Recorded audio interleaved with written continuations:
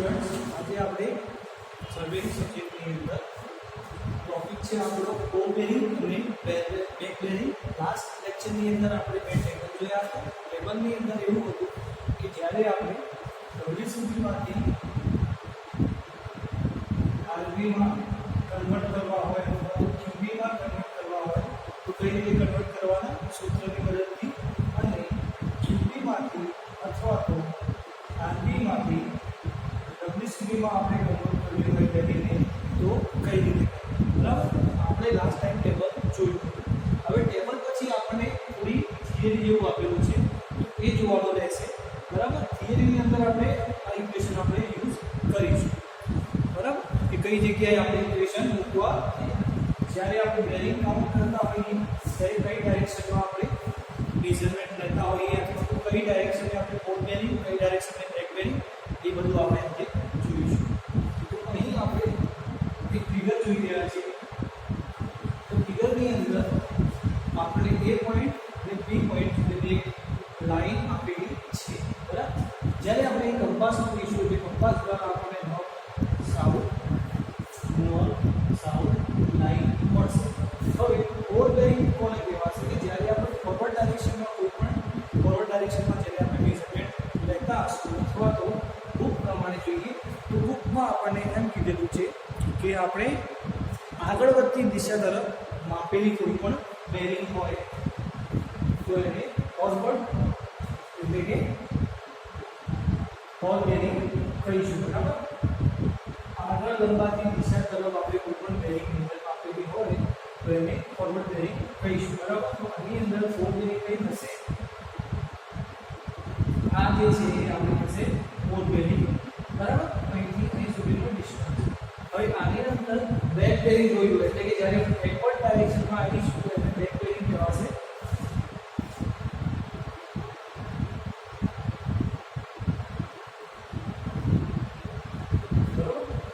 Back બેરિંગની અંદર આપણને એમ કહેવામાં આવ્યું છે કે બેક બેરિંગ એટલે જ્યારે આપણે બેકવર્ડ ડાયરેક્શનમાં કોઈ માપ અથવા તો બેરિંગ કાઉન્ટ કરતા હશું તો એને બેક બેરિંગ કહીશું, બરાબર.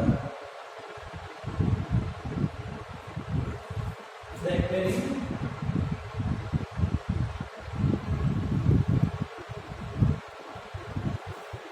હવે આ પોઈન્ટ જે આપણને આપેલો છે એની બોલ બેરિંગ એટલે એથી જે એંગલ બનતો હશે જે પણ ડાયરેક્શનમાં ક્લોકવાઇઝ ડાયરેક્શનમાં તો આ થશે આપણી બોલ બેરિંગ અને એથી અને સુધીની થશે આપણી બેક બેરિંગ. તો બોલ બેરિંગ આપણે જોઈએ આ થશે આપણી બોલ બેરિંગ. જ્યારે આપણે ફોરવર્ડ ડાયરેક્શનમાં કોઈ પણ મેઝરમેન્ટ લઈ રહ્યા હોઈએ ત્યારે થશે બોલ બેરિંગ. બેકવર્ડ એટલે કે પાછા આવવાની ગતિમાં, પાછા જવાની પ્રોસેસમાં આપણે કોઈ પણ બેરિંગ મેઝરમેન્ટ કરી રહ્યા હશું તો એને કહેવાશે બેક બેરિંગ, બરાબર. એ રીતે આપણે થોડી અલગ પેટર્ન જોઈએ તો આમાં પણ જોઈ શકીએ છીએ કે જ્યારે આપણે નોર્થ ડાયરેક્શનથી ક્લોકવાઇઝ ડાયરેક્શનમાં આપણે મેઝરમેન્ટ લઈશું બેરિંગનું તો એ જે થશે બેરિંગ. બેરિંગ એટલે આપણે આને શું કહીશું, આપણે બેરિંગ, બરાબર. આ જે એક્સ તમને જોવા મળે છે આપણને વચ્ચે તો આ ભાગને આપણે બેરિંગ કહીશું. ઘણી વખત આપણે થીટા તરીકે પણ ઓળખતા હોઈએ છીએ. તો આ થશે આપણે ફોરવર્ડ એટલે કે બોલ બેરિંગ અને અહીંથી અહીં સુધીનો ડિસ્ટન્સ જે બેરિંગમાં હશે એ થશે આપણે બેક બેરિંગ, બરાબર. બોલ બેરિંગ અને બેક બેરિંગ આ રીતે કામ કરતા હોય છે. તો હવે એના માટે ઇક્વેશન આપેલા છે એ જોઈએ. તો ઇક્વેશન પ્રમાણે જોઈએ તો બોલ બેરિંગની અંદર અને બેક બેરિંગની અંદર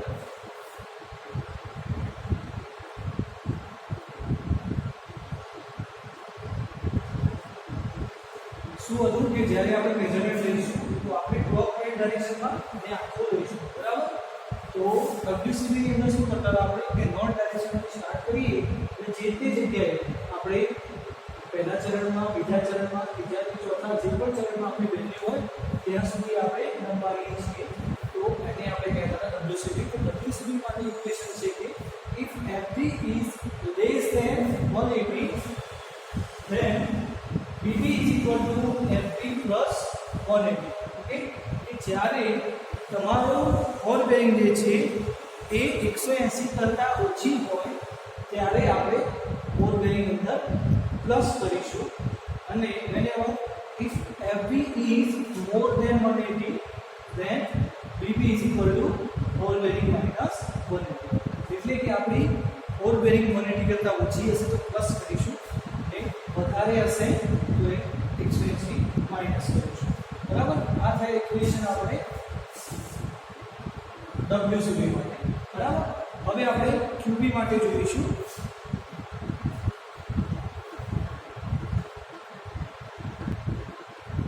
હવે આપણે વાત કરીશું બોલ બેરિંગ અને બેક બેરિંગની.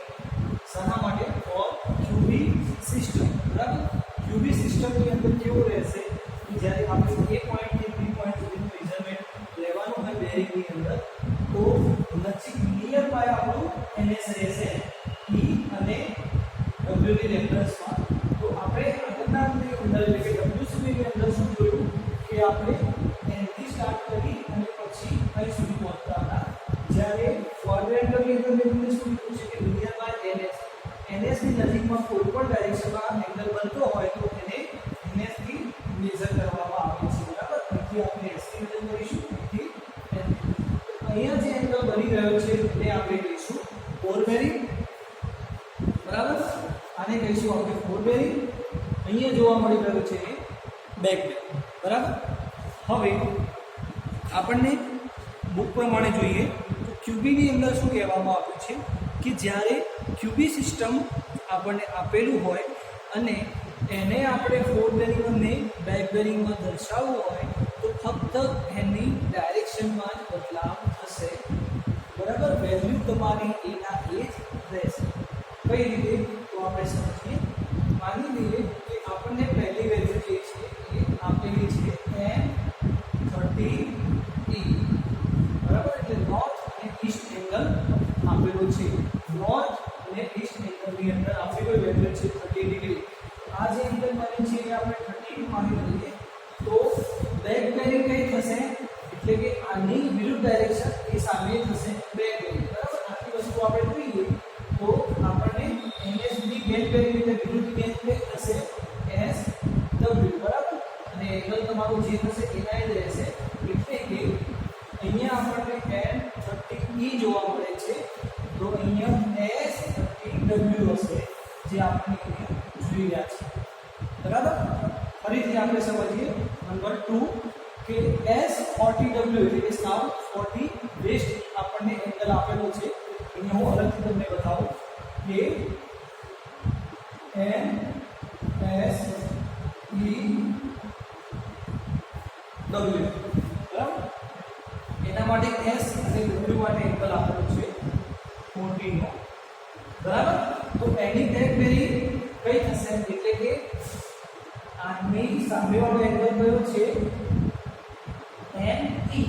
તો આપણો જે આન્સર આવશે એમાં ખાલી ડાયરેક્શન બદલવાની વેલ્યુ તમારી સેમ રહેશે. તો SW ની વેલ્યુ જેના એ જ રહેશે પણ ખાલી આજુબાજુની ડાયરેક્શન બદલાશે. NE થઈ ગઈ. બરાબર, NE થઈ ગઈ. એ રીતે આપણે થર્ડ નંબર જોઈશું. બહુ જ ઇમ્પોર્ટન્ટ છે, આમાં ખબર પડશે તો એક્ઝામ તમને ઇઝી લાગશે. NW. બરાબર, આપણે એ જોઈએ NW E and S. તો આપણને વેલ્યુ આપી છે 60. બરાબર, તો અહીંથી કોઈ 60 ડિગ્રીનો એંગલ છે. આ છે આપણી બોલ બેરિંગ.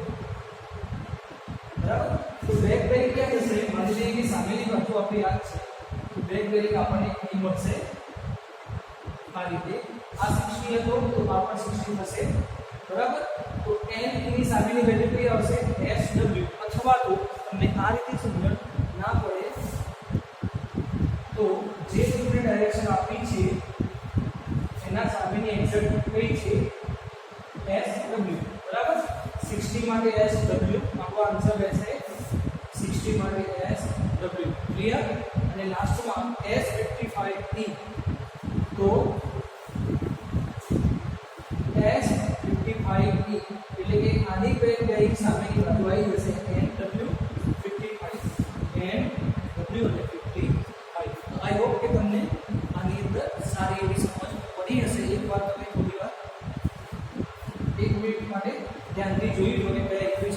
ની અંદર આપેલા છે, છતાં પણ તમે જોઈ લો કે ખાલી આની અંદર ડાયરેક્શન જ બદલવાની રહેશે.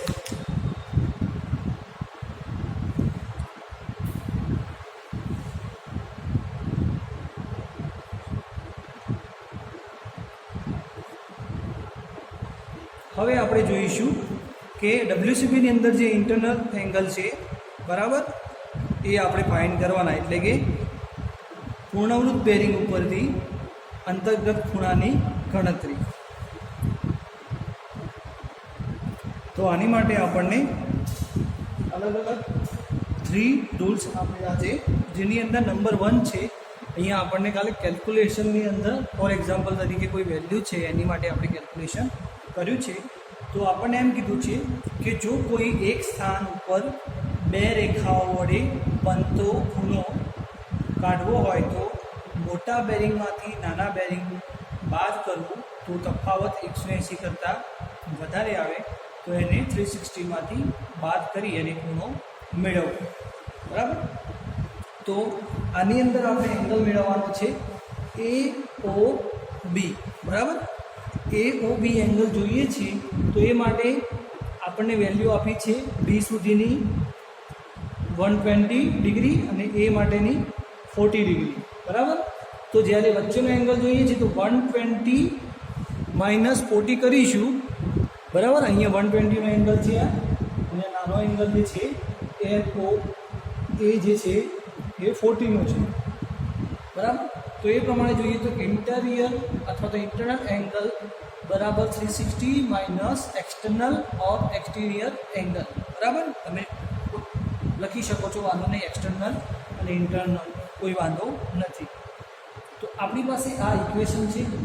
તો આપણો એંગલ કેટલો છે? AOB બરાબર 120 માઇનસ 40, એટલે આપણી વેલ્યુ આવીએ જે 80 છે, એટલે કે 180 કરતાં આપણો એંગલ નાનો છે. જો 180 કરતાં વધારે વેલ્યુ આવશે તો એને 360માંથી માઇનસ કરીશું. બરાબર. એટલું આપણે યાદ રાખવાનું રહેશે. પછી આપણે શોધીશું AOC. બરાબર. AOB આપણે શોધી લીધો છે. AOC એટલે કે અહીંથી સ્ટાર્ટ કરી અને અહીં સુધીનો એંગલ જોઈએ છે, પરંતુ આપણને અહીં સુધીનો એંગલ આપેલો છે 250. બરાબર. તો 250 જે એંગલ આપણને આપેલો છે અહીંથી સ્ટાર્ટ કરી અહીં સુધીનો, એમાંથી આપણે 40 માઇનસ કરી નાખીએ તો આપણને AOB આ ક્વેશ્ચન છે એ મળી જશે. તો એ માટે આપણે 250 માઇનસ 40 ઇઝ ઇક્વલ ટુ 210, એટલે કે 210. જે એંગલ મળ્યો એ કયો કહેવાશે? 180 થી વધારે, એટલે કે એક્સ્ટર્નલ એંગલ કહેવાશે. બરાબર. 180 કરતાં વેલ્યુ તમારી કેવી છે? વધારે. તો એને શું કરીશું? આપણે 360માંથી માઇનસ કરીશું.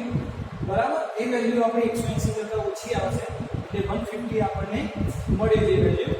બરાબર. એ કઈ આવશે? AO અને C વચ્ચેનો એંગલ થશે આપણો 150. બરાબર. હવે BOC ફિગરની અંદર આપણે જોઈ શકીએ છીએ કે BOC માટે કોઈ માપ નથી આપેલું. તો BOC ફાઇન્ડ કરવા માટે આપણે શું કરીશું કે 250 હતો એની અંદરથી 120 બાદ કરીશું, એટલે આપણને વચ્ચેનો એંગલ જે છે આપણે એ મળી જશે. બરાબર. એની વેલ્યુ આવશે 130. ક્લિયર? કંઈ ખાસ કર્યું નથી, ખાલી ઇક્વેશન હવે યાદ રાખવાનું છે કે 360માંથી આપણે જે એંગલ હોય બાદ કરવો. નંબર 1નો આપણે આ રૂલ નંબર 1 છે. ઓકે. જો તમારે વેલ્યુ 180 થી વધારે આવે તો એને પછી 360માંથી બાદ કરીશું, અધરવાઇઝ જે આવશે એ એઝ ઇટ ઇઝ રહેશે. નંબર 1 થઈ ગયો. હવે બીજો આવશે આપણો. હવે આપણે જોઈશું second number, rule number 2.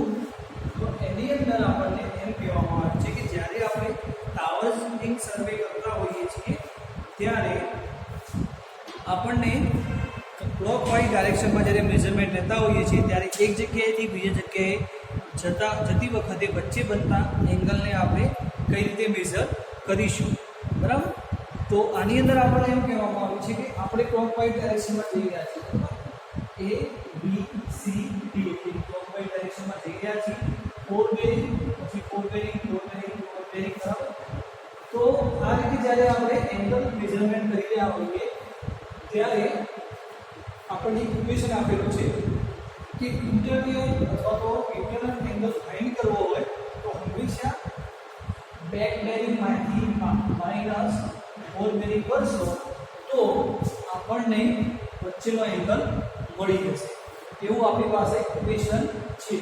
But if FB greater than BB એટલે કે જ્યારે એફબી ની વેલ્યુ બીબી કરતાં વધારે હશે, એફબી ની વેલ્યુ બીબી કરતાં વધારે હશે એટલે કે માઇનસ માટે કે આપણે બાદબાકીનો રૂલ શું કહે છે કે મોટી વેલ્યુમાંથી નાની વેલ્યુ પાસ થશે. તો જ્યારે આપણી બીબી ની વેલ્યુ એફબી કરતાં ઓછી હોય તો આપણે શું કહીશું? એફબી માઇનસ બીબી કહીશું. અને એમાંથી જે આપણને આન્સર મળશે બરાબર એ જો 360 કરતાં વધારે હોય તો એને 360 માંથી બાદ કરવાનો રહેશે બરાબર. એવું આપણે આગળ જોઈ ગયા.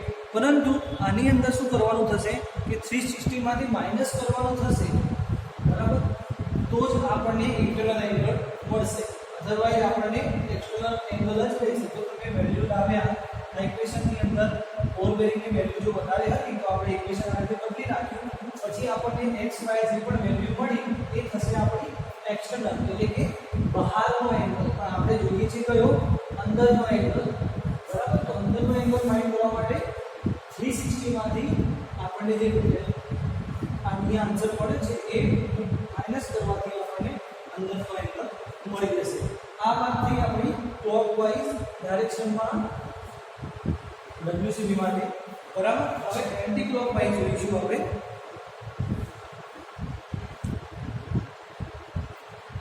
હવે આપણે એન્ટી ક્લોકવાઇઝ માટે વાત કરીશું.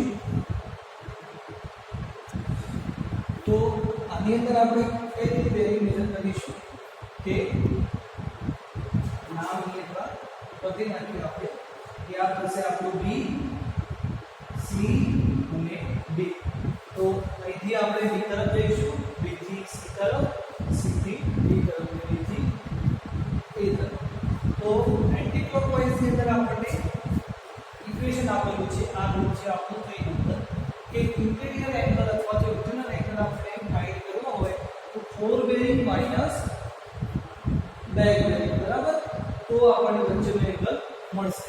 હવે fore bearing minus back bearing કરીશું, પરંતુ એની અંદર જો આપણી ફોર બેરિંગની વેલ્યુ ઓછી હોય બેક બેરિંગ કરતા બરાબર. if back bearing greater than fore bearing then internal angle is equal to back bearing minus fore bearing બરાબર. તો આપણે શું કરીશું? બેક બેરિંગ ને આગળ કરી દઈશું, ફોર બેરિંગ ને પાછળ. આનો જે કઈ આન્સર આવશે એ થશે આપણો એક્સટર્નલ એંગલ એટલે કે બહારનો એંગલ થશે. પણ આપણે શોધવાનો કયો છે? અંદરનો એંગલ. તો એ માટે આપણે શું કરીશું? 360 minus external angle is equal to internal angle એટલે આપણને અંદરનો એંગલ આ રીતે મળશે બરાબર. તો આજે આપણે 3 નિયમ જોયા બરાબર. પહેલા નિયમની અંદર શું હતું કે કોઈ પણ વેલ્યુ હોય તો એને આપણે 180 કરતાં ઓછી હોય તો એઝ ઇટ ઇઝ રાખવાની. અધરવાઇઝ 180 કરતાં એંગલ ફાઇન્ડિંગ કરતી વખતે વધી જાય તો એને 360 માંથી માઇનસ કરવાનું. સેકન્ડ નંબરની મેથડ આપણે જોઈ જેની અંદર હતી ક્લોકવાઇઝ બરાબર. ક્લોકવાઇઝની અંદર આપણે A B C D એ રીતે આપણે મેઝરમેન્ટ લીધું બરાબર. તો એ માટે ઇક્વેશન હતું કે internal angle is equal to back bearing minus fore bearing. જો તમારી ફોર બેરિંગ વધારે વેલ્યુ વધારે હોય તો જે વેલ્યુ વધારે હોય એટલે કે fore bearing minus back bearing કરીશું. પછી એનો જે આન્સર આવશે એને 360 માંથી માઇનસ કરીશું તો જ આપણને ઇન્ટરનલ એંગલ મળશે. આપણે માઇનસ નહીં કરીએ 360 માંથી તો એ એક્સટર્નલ એંગલ ગણાશે. પછી નંબર 3 ની અંદર આપણે જોયું કે એન્ટી ક્લોકવાઇઝની અંદર હતું કે જ્યારે આપણે બેકવર્ડ એટલે કે એન્ટી ક્લોકવાઇઝ ડાયરેક્શનમાં આપણે જતા હોય ત્યારે આપણી ઇક્વેશન થશે fore bearing minus back bearing. પણ ફોર બેરિંગની વેલ્યુ ઓછી છે એનો મતલબ કે બેક બેરિંગ આપણી વધારે છે. If back bearing greater than 4 bearing is equal to internal angle is equal to back bearing minus 4 bearing એનો કંઈક આન્સર આવશે, એને આપણે 360માંથી માઇનસ કરીશું તો જ આપણને ઇન્ટરનલ એંગલ મળશે. ઓકે, તો આજે આપણે અહીં સુધી રાખીશું. નેક્સ્ટ લેક્ચરની અંદર આપણે ક્યુબી એટલે કે ક્વાડ્રન્ટલ બેરિંગ માટે કેલ્ક્યુલેશન ઓફ ઇન્ક્લુડિંગ એંગલ વિશે જોઈશું. Okay, thank you.